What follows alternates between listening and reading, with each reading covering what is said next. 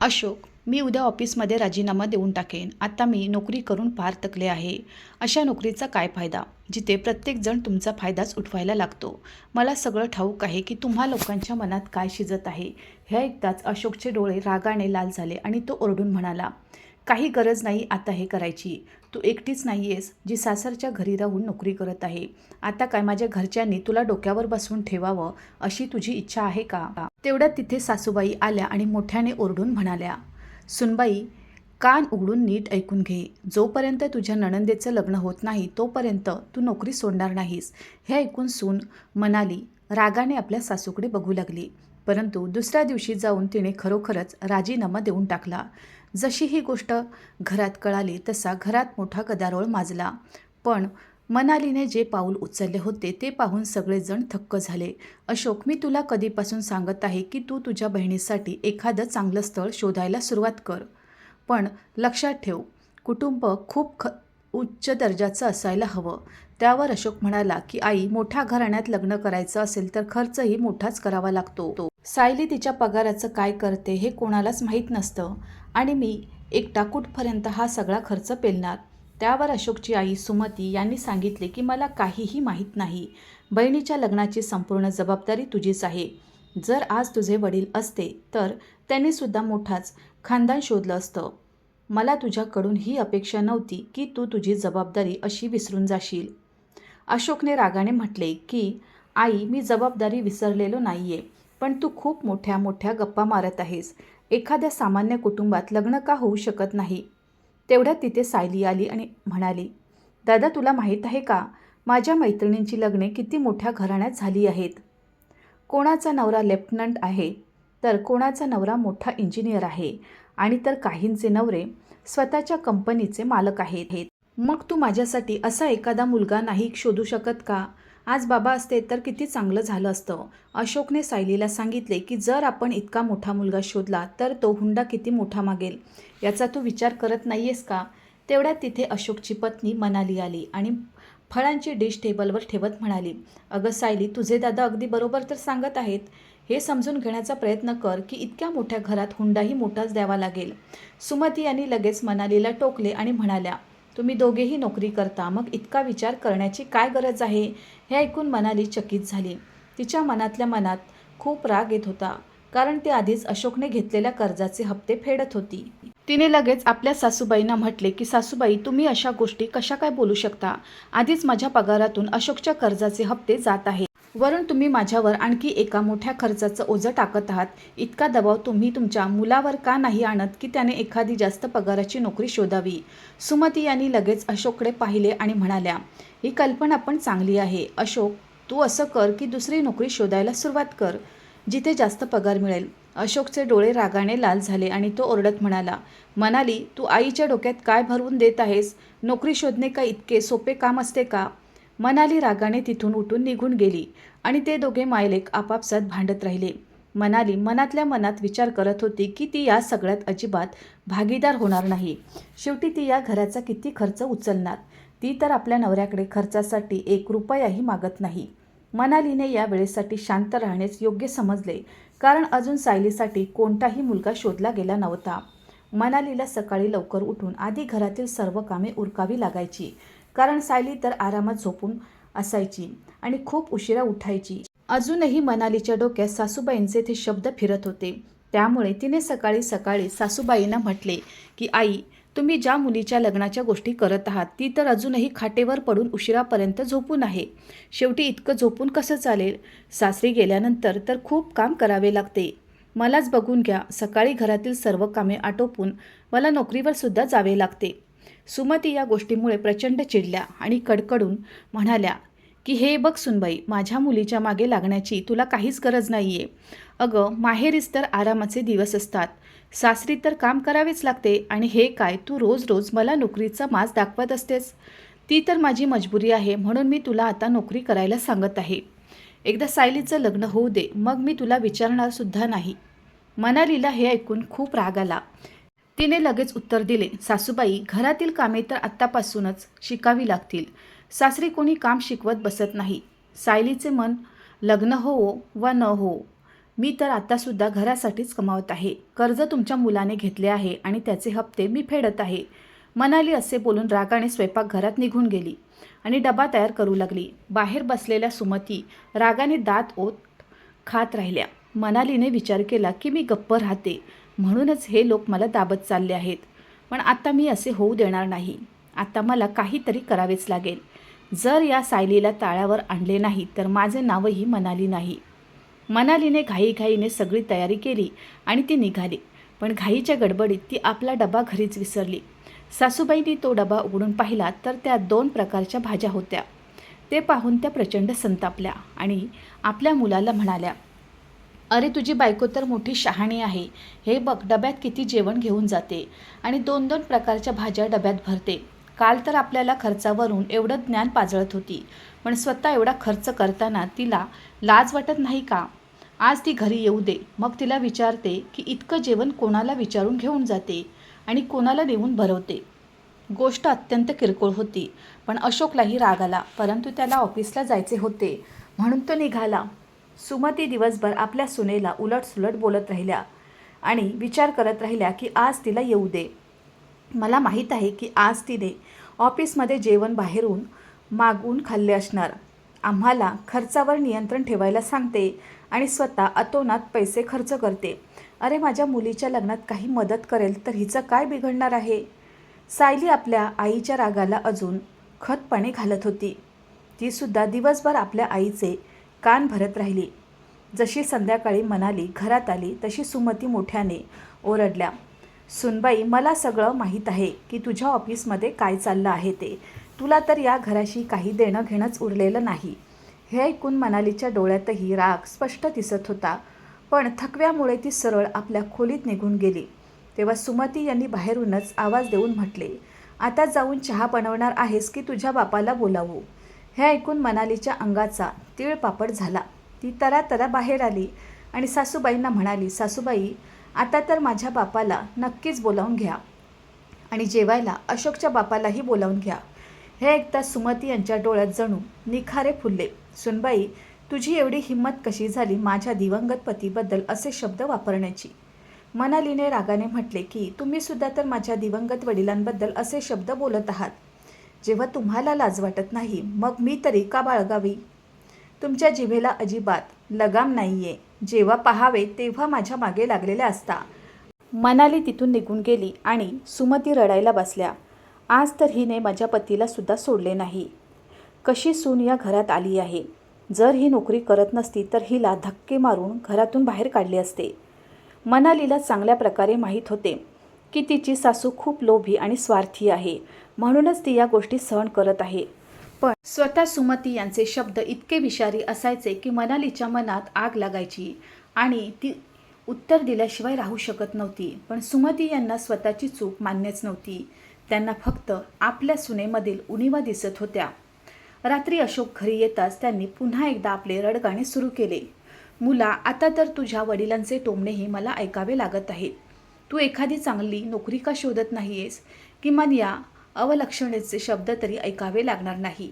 अशोकने संपूर्ण सत्य न जाणून घेताच खोलीत जाऊन मनालीच्या गालावर जोरदार थापड मारली. मनाली तू माझ्या आईच्या तोंडाला का लागतेस आणि जीभ सांभाळून का बोलत नाहीस? मनालीने डोळे मोठे करून रागाने म्हटले की मी माझ्या मरण पावलेल्या वडिलांबद्दल वाईट ऐकून घेऊ शकत नाही, जसे की तुमची आई तुमच्या वडिलांबद्दल ऐकू शकत नाही.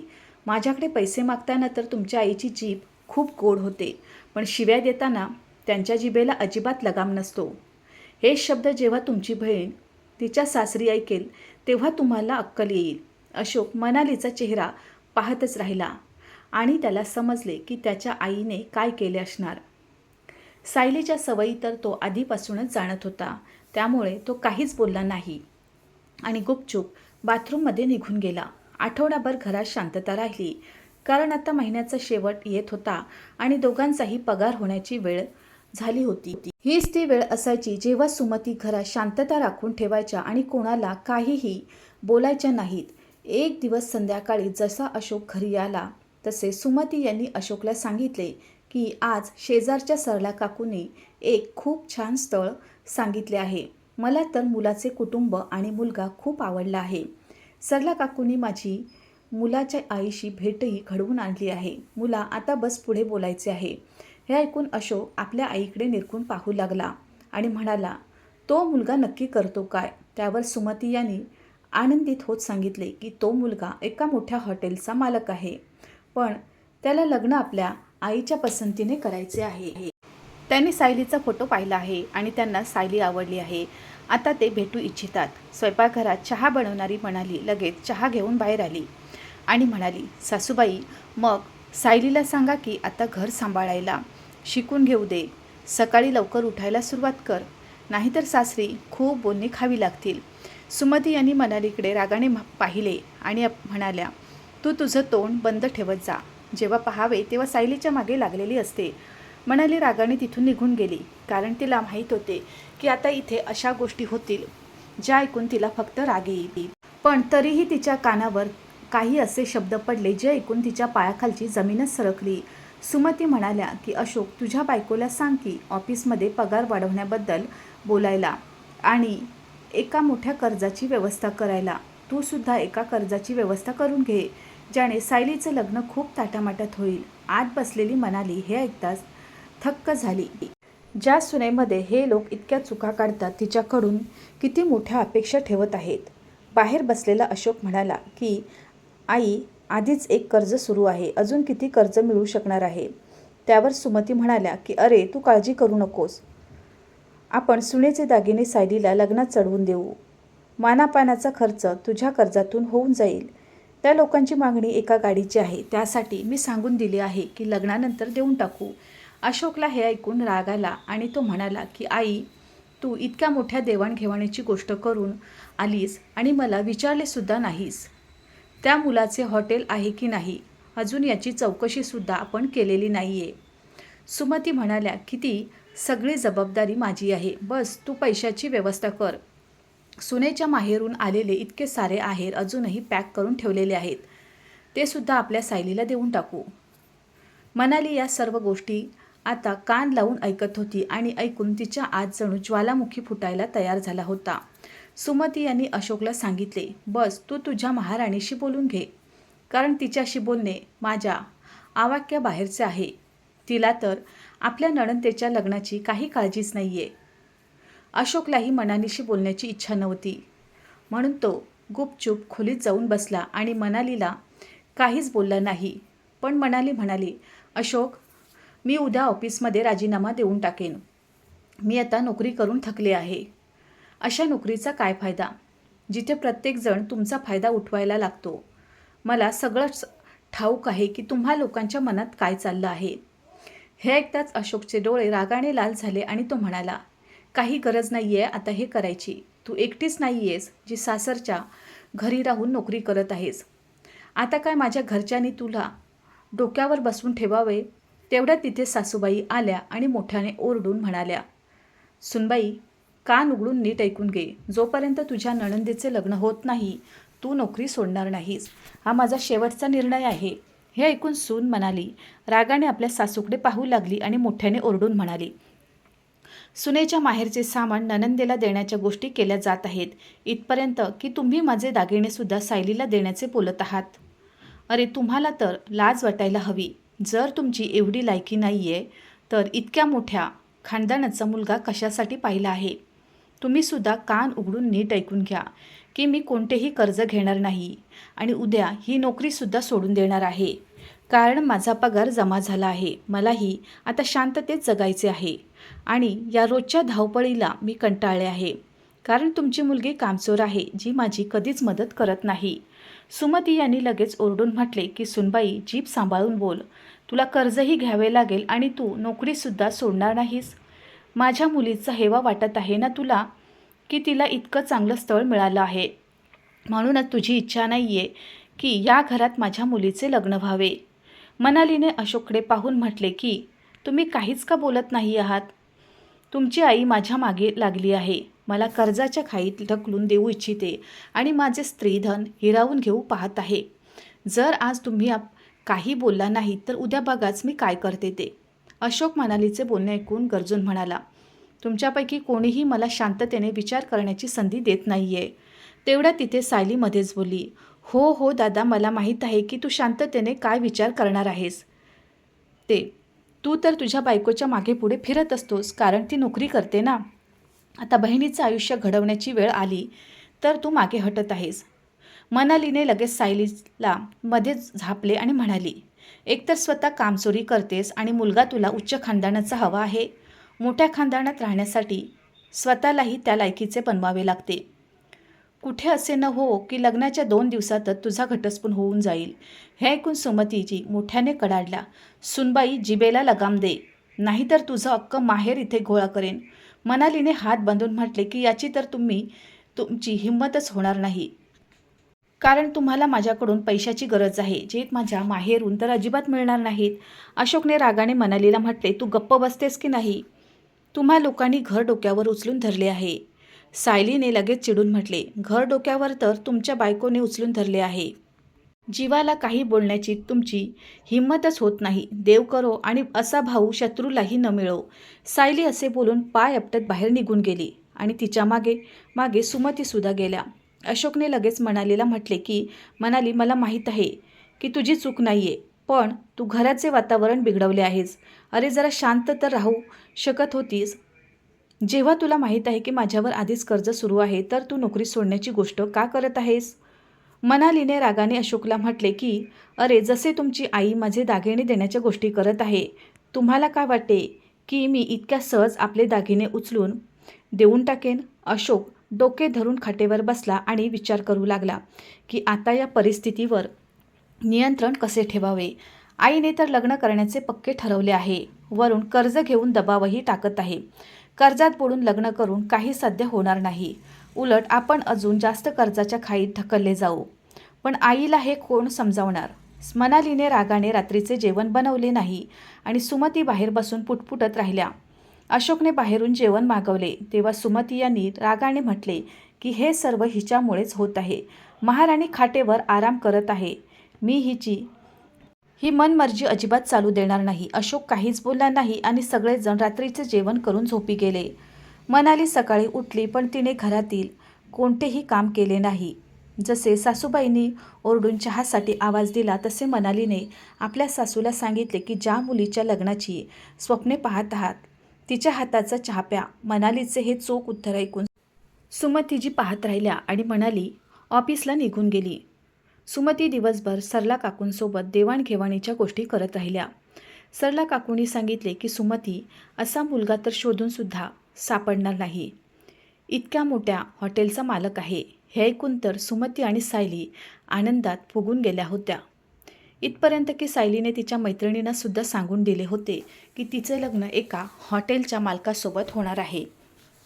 संध्याकाळी मनाली घरात आली आणि तिने कोणाशीही काही संवाद साधला नाही. सुमती तिला ऐकून सायलीला म्हणत राहिल्या की मुली, आता तर तुझे चांगले दिवस येणार आहेत. आता तर तुला रोज हॉटेलचे जेवण खायला मिळेल. कोणाला जळायचं असेल तर जळू दे, मी तर तुझं लग्न तिथेच लावणार. मनाली शांतपणे आपल्या कामात व्यस्त होती. तेवढ्यात अशोकसुद्धा घरी आला. तेव्हा मनालीने सर्वांच्या समोर येऊन सांगितले की मी आज नोकरीचा राजीनामा देऊन आले आहे. आता तुमचे कर्ज तुम्ही स्वतः फेडा, कारण हे कर्ज तुम्हीच घेतले होते. हे ऐकून तर सर्वजण डोळे मोठे करून मनालीकडे पाहत राहिले. अशोकला समजायला मार्ग नव्हता की आता मनालीला काय सांगावे. सुमती डोळे वटारून म्हणाल्या की तुझी एवढी हिंमत कशी झाली राजीनामा देण्याची? मी तुला नकार दिला होता. तुझ्यामुळे इतकं मोठं स्थळ हातातून निघून जाईल. शेवटी तू तुझा जळफळाट काढूनच घेतलास. याच वेळी सरला काकू घरात आल्या आणि येऊन म्हणाल्या, सुमती, तू काही उत्तर दिले नाहीस की लग्नात किती खर्च करणार आहात? समोर उभ्या असलेल्या मनालीने सरला काकूंना सांगितले की इथे कोणतेही लग्न होणार नाहीये. हे ऐकून सुमती यांनी लगेच म्हटले की सुनबाई, तू वेडी झाली आहेस का? इतके मोठे स्थळ नाकारत आहेस? त्यावर मनालीने सांगितले की ज्या मुलाला तुम्ही हॉटेलचा मालक समजत आहात, तो मालक नसून तिथे वेटर आहे. बस त्याने केबिनमध्ये बसून काही फोटो काढून घेतले आणि तेच तुम्हाला पाठवले आहेत. जरा सरला काकूंना विचारा की त्या खोटे का बोलत आहेत. हे ऐकताच सरला काकूंचे धाबे दणाणले की मनालीला हे सत्य कसे काय कळाले. त्यांचा चेहरा पाहून अशोक लगेच म्हणाला की काकू, तुम्ही खोटे का बोलत होता? सुमती यांनी लगेच म्हटले की सुनबाई, सरलावर आळ आणू नकोस, खोटे तर तू बोलत आहेस. त्यावर मनालीने लगेच आपल्या फोनमध्ये एक लहानसा व्हिडिओ दाखवला, ज्यामध्ये तो मुलगा हॉटेलमध्ये वेटर बनून लोकांना जेवत वाढताना दिसत होता. हे पाहून तर सुमती यांच्या पायाखालची जमीनच सरकली आणि सरला काकू लगेच उठून निघून गेल्या. अशोकने कपाळावर हात मारून घेतला आणि आपल्या आईला म्हणाला की आई, आपल्यासोबत खूप मोठा धोका होणार होता, ज्यामुळे आपण कर्जात बुडणार होतो. मनालीमुळे आपण आज वाचलो आहोत. तेव्हा मनाली म्हणाली की आज माझ्या मैत्रिणीचा वाढदिवस होता. ती मला एका हॉटेलमध्ये घेऊन गेली होती. तिथेच मी या मुलाला पाहिले आणि ओळखले, कारण त्या दिवशी मी टेबलवर ठेवलेला या मुलाचा फोटो पाहिला होता. सायली आणि सुमती यांच्या तोंडाला तर जणू टाळेच लागले होते. तेव्हा अशोकने आपल्या आईला म्हटले की आई, तुझ्यामुळे मनालीने रागाने नोकरी सोडून दिली. तेव्हा सुमती यांच्या डोळ्यात अश्रू आले आणि त्या म्हणाल्या की हो, हे सर्व माझ्यामुळेच झाले आहे. उलट हिने तर सायलीचे आयुष्य वाचवलं. आता तुझ्यावर सर्व ओझं येईल. मला तर खूप काळजी वाटत आहे. धोक्यातून तर आपण वाचलो, पण इतक्या मोठ्या कर्जातून कसे वाचणार? आता तर आपण उपाशी मरू. तेव्हा मनाली गुपचप आत निघून गेली आणि अशोकसुद्धा तिच्या मागे गेला. मनालीने अशोकला चिंतेत पाहून म्हटले की मी नोकरी सोडलेली नाही आहे, कारण मला तुझी साथ द्यायची आहे. पण मला सासूबाईंच्या लोभीपणाला खतपाणी घालायचे नव्हते, म्हणूनच मी त्यांना असे खोटे सांगितले. पण आज खूप चांगले झाले की या मुलाचे सत्य मला समजले, नाहीतर कर्जही झाले असते आणि सायलीचे आयुष्यही उद्ध्वस्त झाले असते. अशोकने लगेच मनालीची माफी मागितली की मी तुझ्यावर इतके आळ आणले आणि तुझ्यावर विश्वास ठेवला नाही. सासू आणि नणंद तर आता मनालीशी नजर मिळवण्याच्या लायकीच्याही उरल्या नव्हत्या. मनाली पूर्वीप्रमाणेच ऑफिसला जात राहिली आणि अशोकला साथ देत राहिली. पण आता सुमती यांची हिंमत मनालीला काहीही बोलण्याची होत नव्हती.